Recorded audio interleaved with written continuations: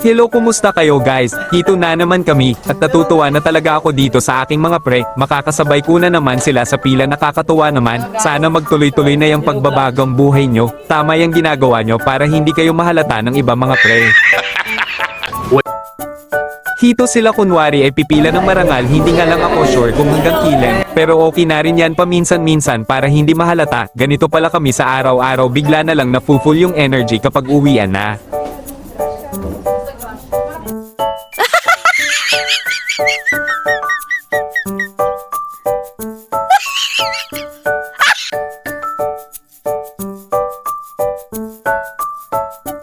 Kailangan nga muna namin magpakabait, pero sa totoo lang iba sa pakiramdam kung hindi naman talaga mabait, palabas na nga kami at papunta na sa parking area.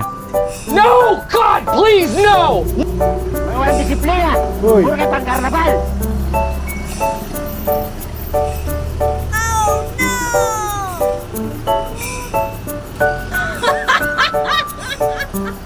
Yan pala si Pinuno.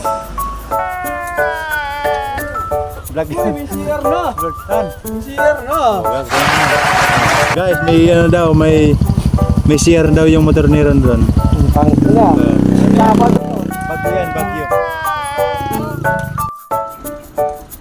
May CR ng araw ang motor ni Pareng Ron, kaya for sure mag-rides kami nito papuntang Mindanao. Yan ang tunay na rides, biyaheng hindi nakakarating at di ka rin siguradong makakabalik. Tamang practice nga kami mag-rides para sa matinding gala namin bukas, medyo malayo kasi. Pupunta kasi kami ng Kaong Maguyam, bali 2 minutes nga ang biyahe papunta doon, kaya kailangan naming paghandaan.